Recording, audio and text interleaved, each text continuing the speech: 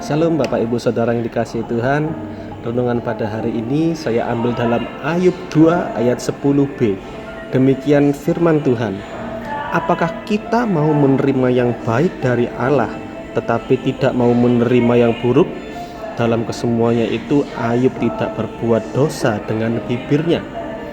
Bapak Ibu Saudara yang dikasihi Tuhan, banyak orang Kristen yang masih tidak dapat memahami arti sebuah ujian dalam penderitaan.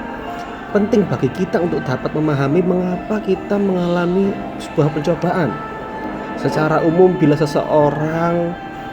kita menghadapi atau mengalami yang namanya masalah, maka ada dua kemungkinan yang terjadi.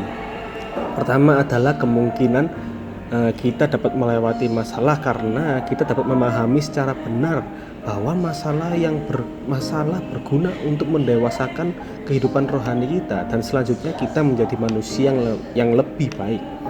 Atau masalah mengalahkan kita. Semua tergantung pada bagaimana kita menanggapi masalah yang terjadi.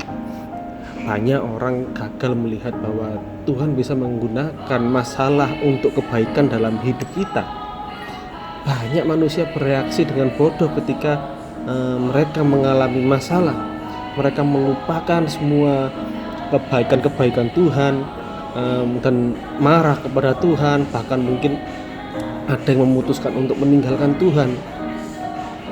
Ayub adalah tokoh Alkitab yang sangat paham seni mengikut Tuhan. Saat diberkati, ia mengucap syukur. Saat dicobai pun Ayub tidak meninggalkan Tuhan. Sungguh luar biasa. Musibah yang Tuhan izinkan terjadi dalam kehidupan Ayub itu tidak membuat Ayub melupakan berkat-berkat yang pernah ia terima. Nah, respon inilah yang membuat Ayub semakin berkenan kepada Tuhan. Dan akhirnya Ayub semakin diberkati, bahkan melebihi dari yang pernah ia terima sebelumnya.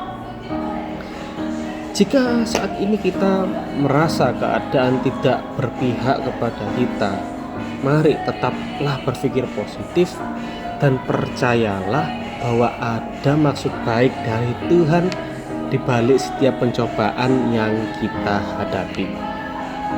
Jangan biarkan suatu pencobaan mengaburkan pandangan kita terhadap segala kebaikan Tuhan yang sudah terjadi dalam kehidupan kita.